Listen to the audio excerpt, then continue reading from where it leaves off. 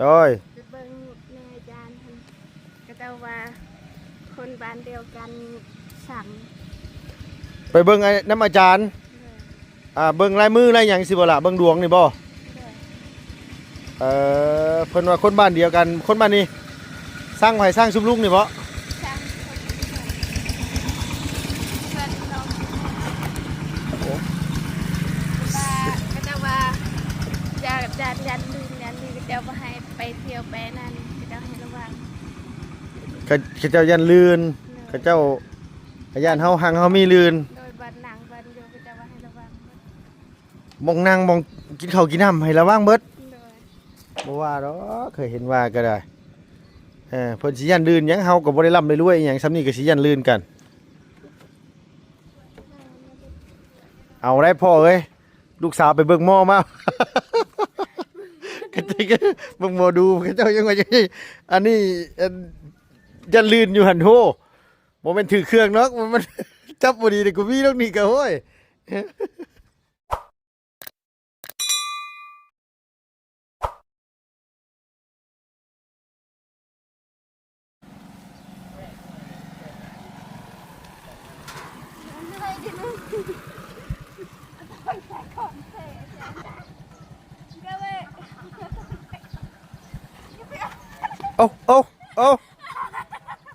เอาป๋อยามมื้อเช้าไปเล่นน้ำแต่ใส่มานางอันนี้นะไปอาบน้ำล้างบาปเลย อาบน้ำล้างบาปจะไปเฮ็ดหยังคือว่ามีบาปมีกรรมแท้มีบาปหลายไปดูเลยโดยบาปน้ำไม่ทาน โดยสบายดีชายเชื่อที่ได้ดับได้อ๋อไปอาบน้ำมนต์ไปอาบน้ำมนต์อาบน้ำกระถา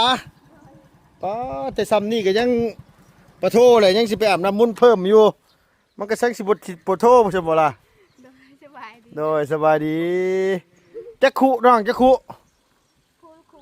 พูดคุ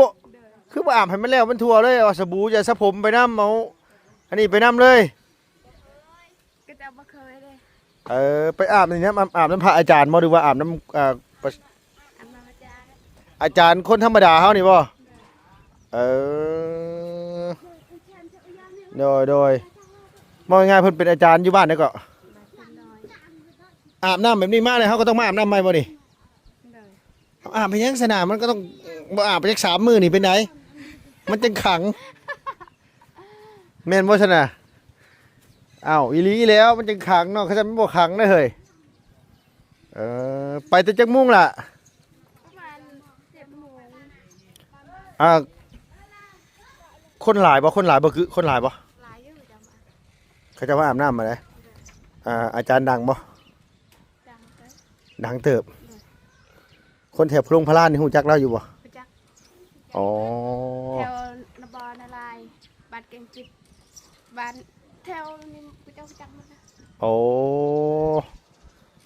โดยอาบน้ำมนต์ให้มีเสน่ห์มีความเมตตาให้ผู้ใดเห็นฮักหลงค้าขายร่ำรวย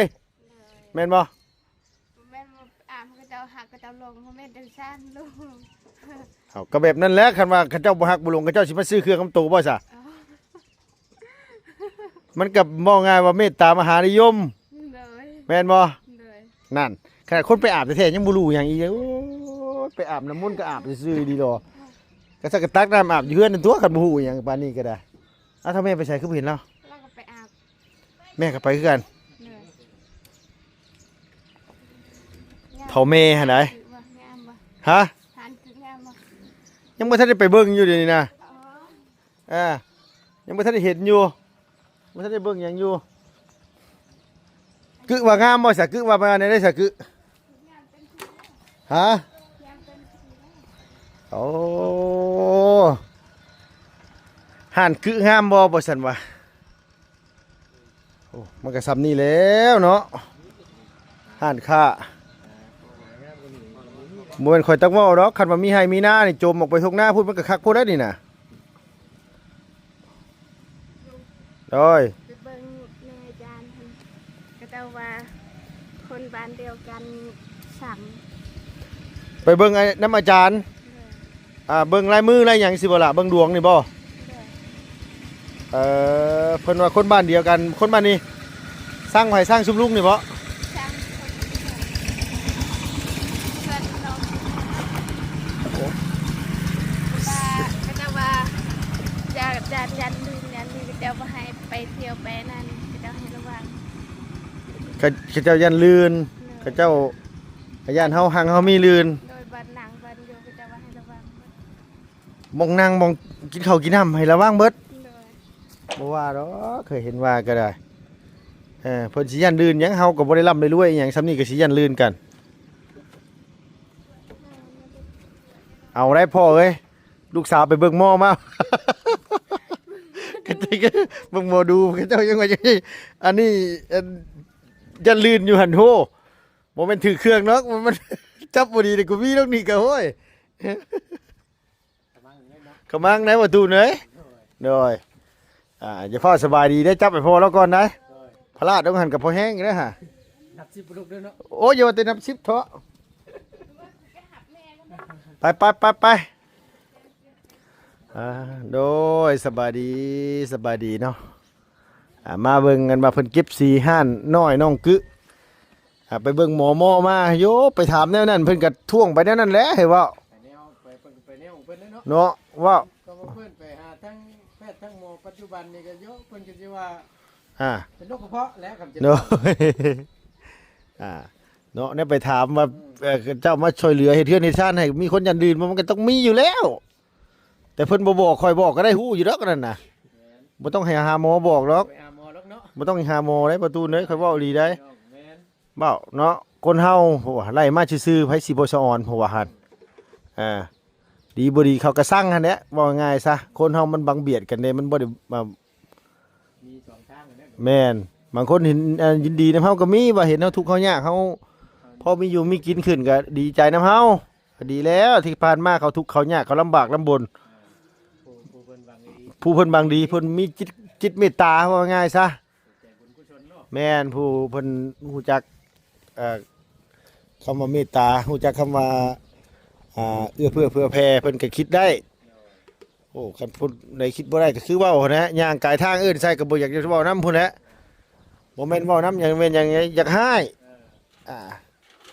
อีหลีแน่จะเชื่อน้องบ่อันนี้คือความจริงได้โอ้เฮ็ดเฮือนให้ก็ยังบ่พอมาเฮ็ดห้านค้าห้านขายให้อยู่หน้าก็รุดให้คันมันเปิดห้านมันสู่จะไปซื้อห้านมันเด็ดขาดพุ่นเด้บางคนอีดีได้ประตูเลย มันอื่นรถไทยน้ำมันเบิดแต่หนาห้านพอดีพอดี หน้าห้านเบิดก็เข็นแน่ยู่ไป โอ้ก็ ยู่ไปออกซื้ออยู่บ้านเทิมน้อยผู้ โอ้ยเอาเสื้อตัวเด้อใส่กันไว้เสื้อเจ้าตัวเด้อตัวเด้อ อ้าวคนเฮามันบ่ได้คิดบ่ได้คือกันไดไอ้คนเฮาน่ะมันต่างกันไดคันว่าเขาคิดคือเฮาก็ใครอยู่สนับสนุนน้องมันค่ามันขายเพราะให้มันได้ หากนั่นเป็นทุกข์นะ เขานะเป็นทุกข์อีหลี เขานั้นเป็นทุกข์ ยกตัวอย่าง คิดได้เด้ เฮาไปคิดอิจฉาคนอื่นครับฟอร์จูเนอร์ครับเท็กซัสปาราโดเฮาขี่รถจักรนี่นะคันเฮาไปคิดใช้กับเขานะเฮาบ่กล้าเสด็จออกไปใส่ซ้ำ โอ้ยตายพอดีไปว่ะ เพราะฉะนั้นแล้วนี่คิดจังได๋ก็ได้ให้มันมีความสุขว่าง่ายบ่ต้องคิดเปรียบเทียบกับคนอื่นหั้นนะโอ้ไอ้คือมันบอกตลอดได้มันย่านมันว่าเวลานอนเกิบก็คือถอดขึ้นเชืองไว้ในเฮือนพุ่นเดียวนี่นะว่า นักเลยเขาว่า ข่อยว่าบ่ว่าข่อยว่า จากที่ก็สิมื้อตั้งอยู่กันเท่าเนาะตลอดเลยหารถเก่งมาก่อน เด้อย กระบาบน้องบ่ได้พี่น้อง แม่นกระบาบได้ ดูตัว ดูตนชาติ เก๋ไว้หน้าเลื่อนก่อนไว้เมียก่อนขายเครื่องแล้วจ้ะ บ่ซั่นก็ผู้ใดเอาไปผู้ใด ฮะ ทงหน้าน้องผู้ใด โอ้ เออ ขายอยู่ติ บ่แล้ว ฮะ ไปเฮ็ดเทียงอยู่ตูบตั้งอยู่พุ่นเลย หวานที่เลย บ่ขายได้นะเครื่องนี่ เอา ยันหมู่บ่ซื้อได้หมู่สั่ง เอาไว้อันเฮ็ดเตียงหน้าเดือน6ปีสิมานี่บ่ แม่น ใจผู้ใหญ่ครบซ้อนนี่เนาะกันนะผู้ใหญ่ก็ป้อนลงมาน่ะ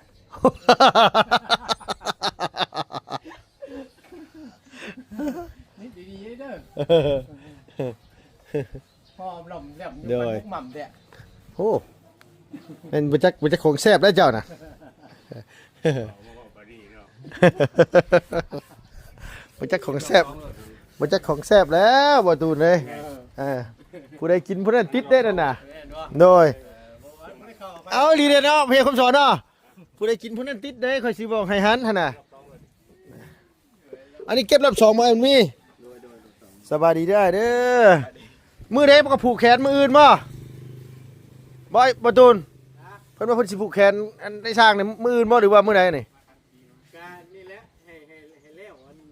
ชาสีถ้ายังเรียบร้อยก่อนมื้อ เอ นี่ อ คงสิแล้วหั่นนะ โดย แล้วก็สิเป็นมื้อ โดยเอา จังแม่เราเอาว่า โดยได้ยินเฒ่าแม่แล้วเว่าเมื่อคืนนี่ดอกอันนี้ก็เลยถามมึงโดย ไก่น้อยแต่ตัวนึงก็ได้เนาะ เอาหมูใช้ไปยังบ่หมูใช้หมูน้อยนะโดย ตัวนึงจ้าเนาะ โดย เอาอย่ากับสอนยิ้มเปื่อยๆนะเอาแล้วว่ะโอ้ยเพลงแล้วเพลงอีกแย่งแล้วอีกอยู่แล้วว่ะสิขาดกระเบิดแล้วว่ะไอ้คือเองเว้าคือเอาไม่ลุงมาซั่นว่ะเอาไปปิ้นมาซั่นว่ะก็นึกว่าสิให้ฟรีที่ไหนได้ว่า600,000ในลุงมาซั่นว่ะป้าข่อยว่าข่อยบ่กินซะซั่นเอาไงว่ะถ้ารอบ2มันก็เข้มคักกะลีเด้พี่น้องเอ้ยเนาะฝนตกใส่มาธรรมดานี่โอ้ยหลายปีเพราะนั้นมันเผื่อมันสิเอ็นว่าอันนี้นี่ฮะเนาะคักงามละเบิ่งอ้ายเนาะไอ้กึนี่เฮาเฮ็ดให้มันดีใจเด้บางเทื่อมันก็ย่านพร้อมได้ไอ้กึน่ะอ้าว ใจคนก็ความยันบ่ แม่นเป็นคนอิจฉาเลยมันเว้าตลอดแล้วมันว่าโอ้ยบ่ได้ไปจนบ่ได้ดุ้งเลยซั่นว่าเฮาไปใส่ก็ถามหมู่ชอบเว้านำซั่นว่า นี่ลูก ใช่เอาเยิ้มนี่เด้ นี่แหละ นี่ว่างามมื้อนี้นะ งามไปดีพี่น้องเอ้ย แม่นว่าเนาะ โอ้ยตุ้ยคักตุ้ยแน่ลีโลเนาะบ่มันนุ่มมันพอกินเด้ เพราะว่าลูกมันบ่หลาย แม่นนุ่มมันพอแต่มันตุ้ย จะเชื่อบ่ลูก โดย อันนี้ บ่ติง ตัวผู้บ่น่ะ ตัวผู้ เออ ตันจือลืออยู่ เนี่ยถ้าเอาหามออกเฮง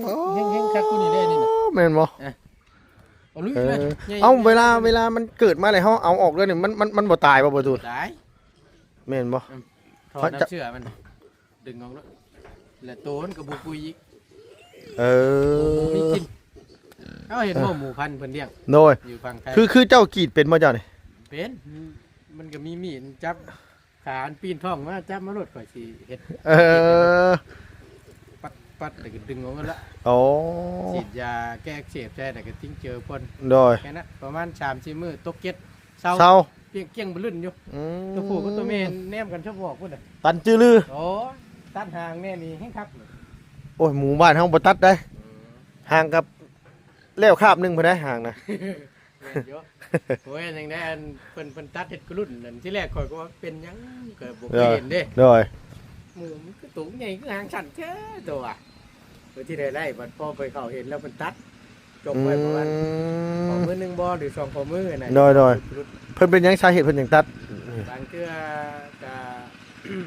บอกขอโทษนะเวลามันกำตัวแม่กับ มันวี มันขี่มันเหนียวมัน อ๋อ เลือดมันอย่างว่าอยู่นะ โดย ตัดออกแค่นี้ก็รุดอยู่ ให้มันตั้งเทเลอร์ขึ้นโนด โอ้ยเวลาเป็นชั้นนี่ขึ้นสิวะ โดย เออ ฮู้รถไถแล้วบ่รอดปีนี้ดอกข่อยเบิ่งแล้วฮะ นี่มันเป็นอะไรได้นะ แม่นบ่อ๋อ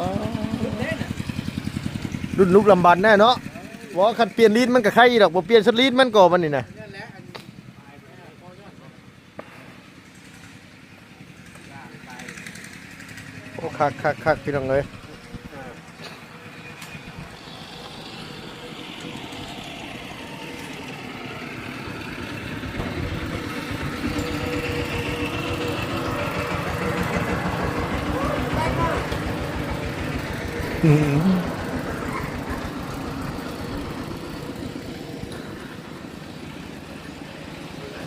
งาม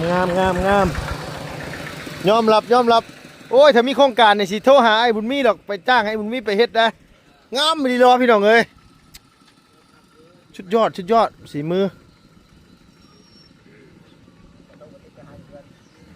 กระทบบ่ติดนี่คือไปหาอยู่เฮือนได้เนาะบ่ได้อ้ายงามอีหลีน้องยอมรับเลยว่าไอ้เจ้าเข้าฟ้านี่ก็งามอีหลีรอ โอ้รายละเอียดเย็บเลยถ้าพูดถึง ถือบ่งามในตาเลยเด้งแล้วเด้งอีกอยู่ อื ก็บ่คักแล้ว ม มันวาวแล้วได้ คันบ่คักแล้วบ่เอา แต่ถ้าเขาบอกได้ โดย บ่ถึกบ่งามหูงามตาในก้าวบ่งามนี่เราจัดการเองเนาะ โดยบอกง่ายว่าเฮ็ดซ้ำเฮ็ดให้เจ้าเองนั่นนะเนาะบ่ได้คิดว่าเฮ็ดเอาเงินเอาทองนะคิดว่าเฮ็ดใส่เจ้าของรถ ก็ยังเว้าอยู่จ้างทีมงานได้แล้วนี่เสียไปก็บ่เสียดายนะเงินน่ะ โดย มันชมใจเขาเลยมันถึกใจเลยเด้ โดยมันบ่มือยืดบ่ญาติปานใดเนาะคันเบิ่งหม่องใดก็ยังมีเอกมีเอียนแหวแบบมีแต่ให้เฮาย่องเอาชื่อนั้นบ่ไหวตัวนั้นน่ะ โอ้ตายโลดมันคือจะว่ากี่ตัวไปเลย โดยอันนี้คักดีนี่นะพี่น้องเอ้ยเนาะงามไปดีอองตองอยู่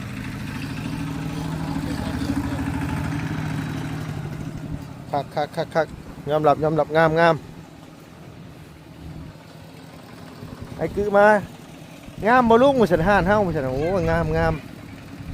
แฮงพี่น้องเอ้ย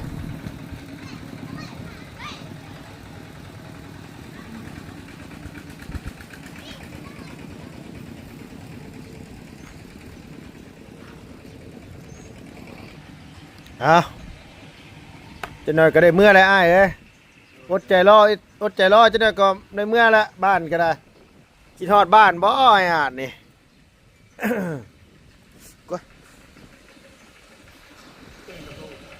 โดยยังว่าอยู่ทั้งทีมงานกับแจ็คซิมีไผว่างอยู่บูนี่ก็ได้ไอ้เอ้ย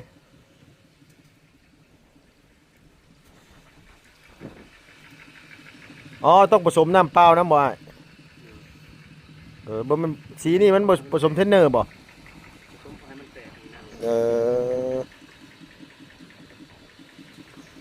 แต่ฉันมันสิจับโตโพดเนาะมันเหนียวโพดเนาะ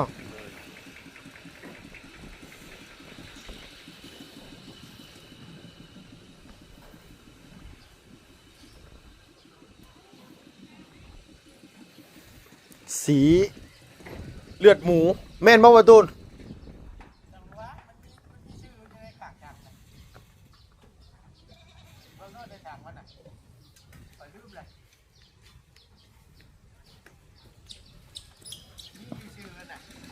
สีแดงไม่เบิ้ล สีแดงใบเบิ้ลสีแดงใบเบิ้ล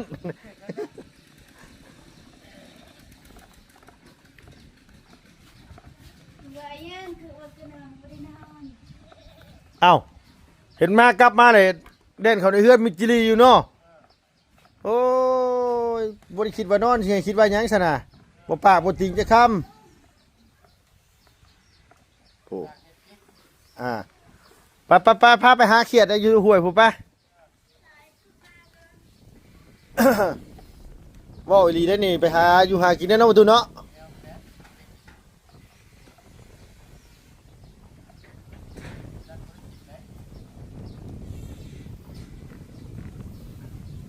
ไอ้อาดแกงเขียดไส้นี่ไอ้ก็กินอยู่บ่ไอ้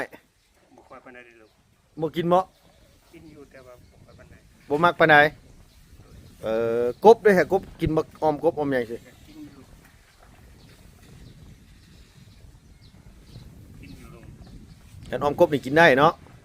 เขียนกินแต่ว่า มันบ่ค่อยมักปานใด โดย เออ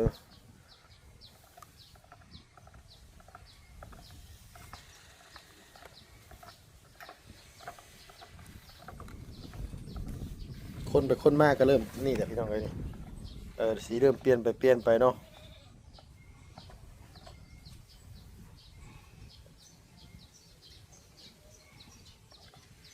ถ้ามันข้นโพดก็บ่ได้เด้นี่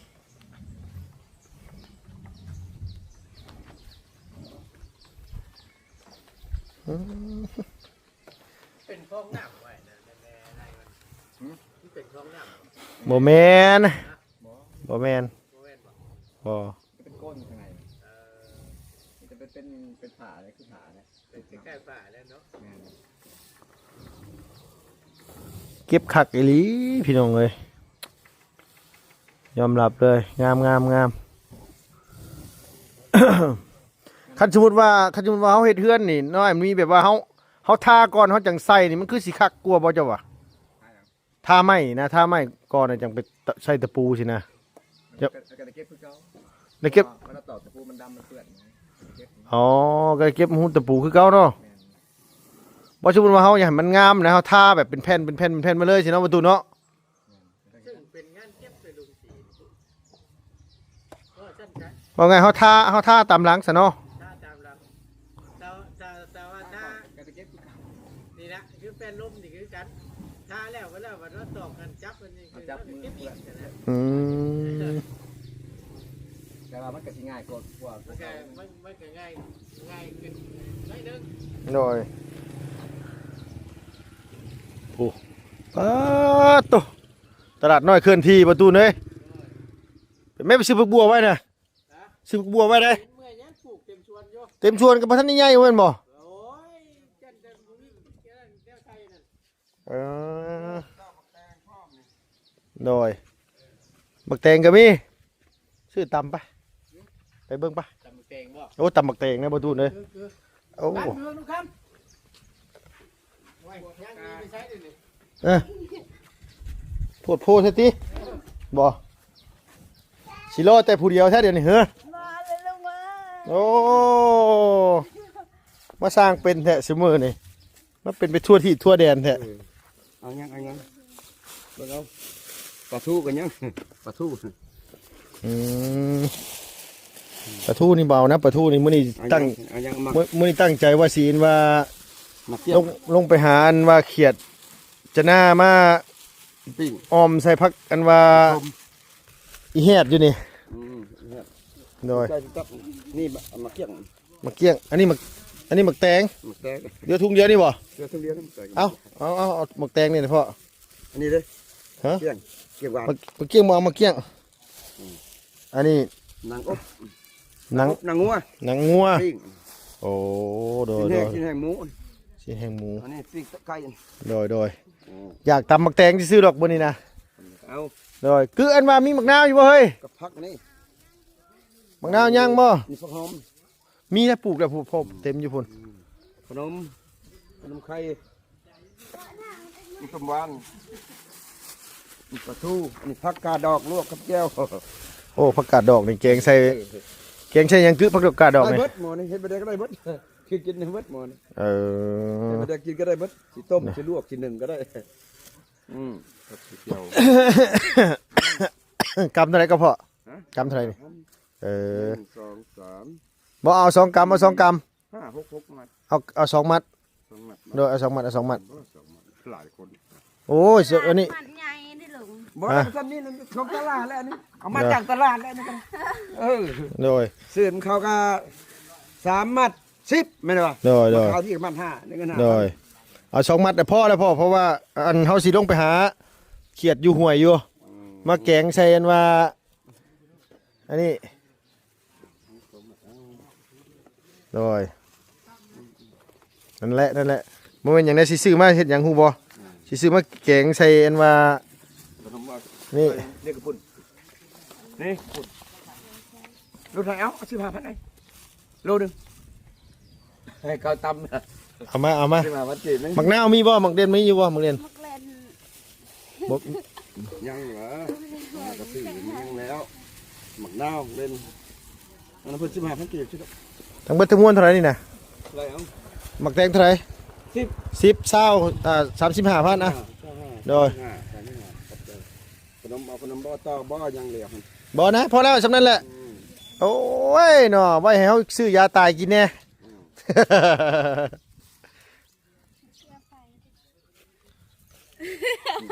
จะเรื่องหลายๆได้ โห ก็เป็นไงจะดีนะ 35ได้พ่อ35ทอน15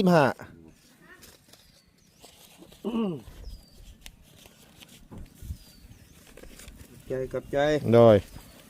ปะเปลี่ยนใหม่ได้บ่ใบนี้มึงเนี่ยมันก็ขาดแท้ ตัวไหน นี่น่ะนี่เออ ได้ ได้เนาะโดยบ่แม่นหยังดอกซื้อยาก